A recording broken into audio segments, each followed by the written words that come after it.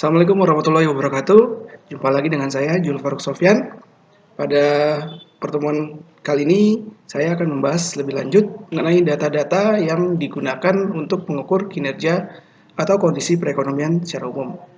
Pada video kali ini, kita akan membahas mengenai masalah pengangguran, inflasi, dan pertumbuhan ekonomi. Oke, pertama mengenai masalah pengangguran.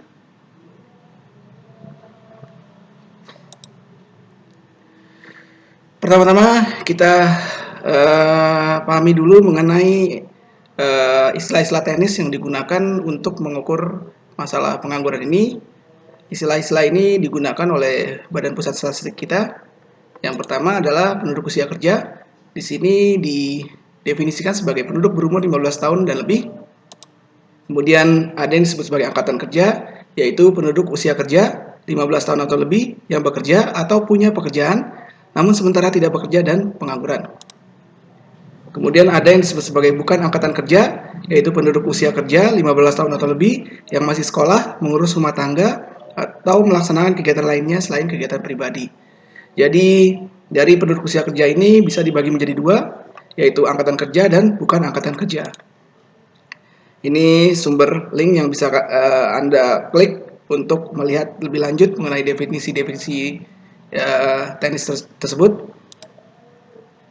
Kemudian bekerja, BPS mengartikan bekerja sebagai kegiatan ekonomi yang dilakukan oleh seseorang dengan maksud memperoleh atau membantu memperoleh pendapatan atau keuntungan paling sedikit 1 jam tidak terputus dalam seminggu yang lalu. Kegiatan tersebut termasuk pola kegiatan pekerja tak dibayar yang membantu dalam suatu usaha atau kegiatan ekonomi. Kemudian apa yang dimaksud dengan pengangguran terbuka? Pengangguran terbuka di sini ada 4 kriterianya, yaitu setiap orang yang tidak punya pekerjaan dan sedang berusaha mencari pekerjaan. Kemudian setiap orang yang tidak punya pekerjaan dan mempersiapkan usaha. Kemudian juga masuk ke dalam definisi pengangguran terbuka adalah orang-orang yang tidak memiliki pekerjaan dan tidak berusaha mencari pekerjaan karena mereka merasa tidak mungkin mendapatkan pekerjaan. Kemudian yang terakhir adalah orang-orang yang sudah bekerja, sudah diterima maksudnya di sini, tapi belum mulai masuk kerja. Terus ada yang dimaksud dengan pekerja tidak penuh. Yang pertama adalah setengah menganggur. Mereka yang bekerja di bawah jam kerja normal, kurang dari 35 jam seminggu, dan masih mencari pekerjaan atau masih bersedia menerima pekerjaan. Dulu setengah menganggur ini kita kenal sebagai setengah pengangguran terpaksa. Kemudian ada pekerja paruh waktu, mereka yang bekerja di bawah jam kerja normal atau kurang dari 35 jam seminggu, tetapi tidak mencari pekerjaan atau tidak bersedia menerima pekerjaan lainnya. Dulu disebut sebagai setengah pengangguran sukarela. Jadi bagian ini merupakan summary dari definisi-definisi ketenagakerjaan yang digunakan oleh BPS. Ini adalah total populasi, jadi apabila kita memiliki total populasi penduduk sebesar kotak abu-abu ini, maka bisa kita pilih menjadi 2 bagian. Yang pertama adalah penduduk bukan usia kerja, kemudian penduduk usia kerja. Penduduk usia kerja ini kemudian dibagi menjadi 2 bagian. Yang pertama adalah bukan angkatan kerja, dan yang satu lagi adalah angkatan kerja. Kemudian angkatan kerja ini bisa dibagi menjadi 2, yaitu orang-orang yang bekerja, orang-orang yang memiliki pekerjaan, kemudian adalah orang-orang yang menganggur.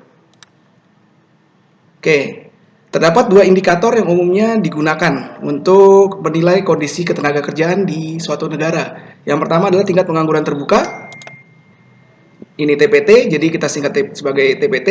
TPT mengindikasikan besarnya persentase angkatan kerja yang termasuk dalam pengangguran. Bagaimana cara kita mencari tingkat pengangguran terbuka? Yaitu simpel aja. Pengangguran dibagi dengan angkatan kerja dikali dengan 100%. Tingkat pengangguran terbuka yang tinggi ini menunjukkan bahwa banyak angkatan yang kerja yang tidak terserap pada pasar tenaga kerja. Sebagai contoh, jika kita punya tingkat pengangguran terbuka sebesar 6%, ini artinya dari 100 penduduk usia 15 tahun ke atas yang tersedia untuk memproduksi barang dan jasa, sebanyak 6 orang merupakan pengangguran. Kemudian indikator kedua yang umumnya digunakan untuk menilai kondisi ketenagakerjaan adalah tingkat partisipasi tenaga kerja atau TPAK. TPAK mengindikasikan besarnya persentase penduduk usia kerja yang aktif secara ekonomi di suatu negara atau wilayah.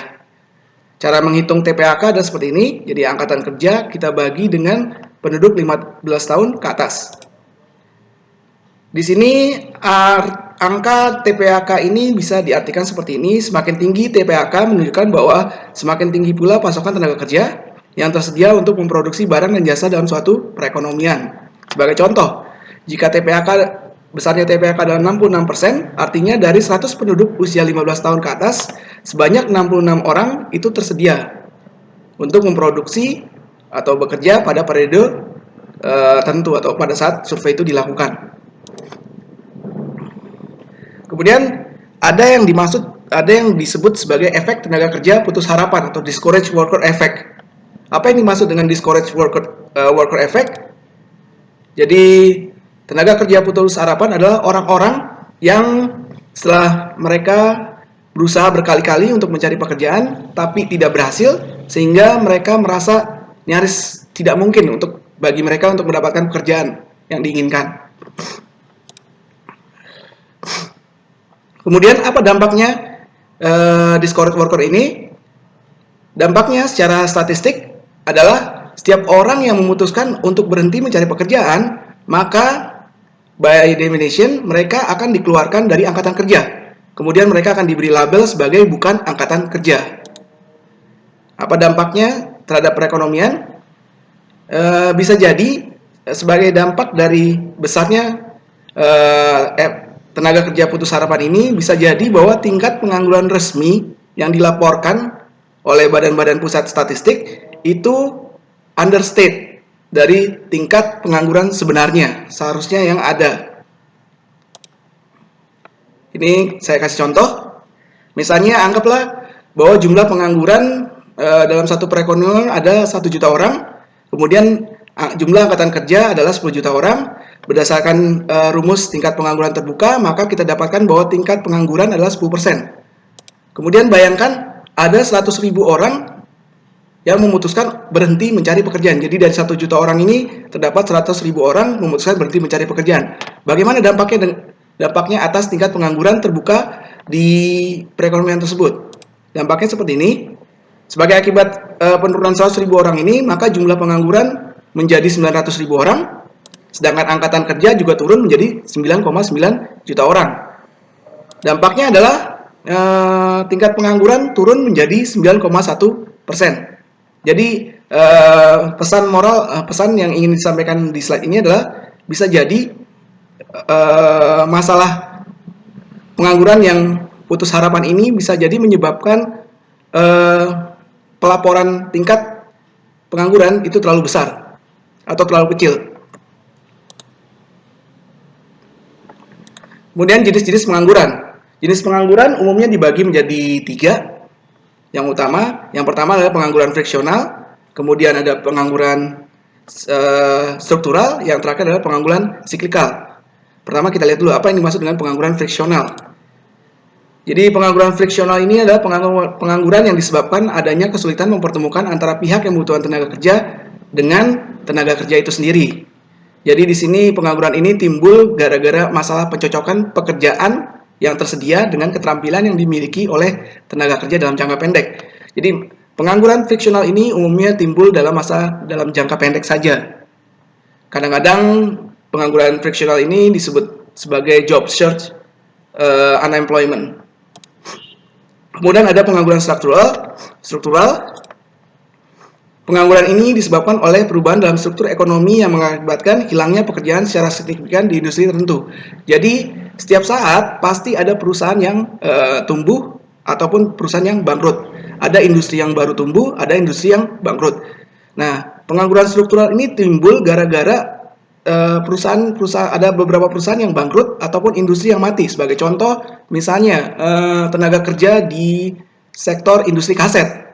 Dulu industri kaset banyak peminatnya karena cara kita mendengarkan lagu itu umumnya dulu masih menggunakan kaset, tapi dengan perubahan teknologi kaset tidak lagi digunakan, sehingga ini mempengaruhi industri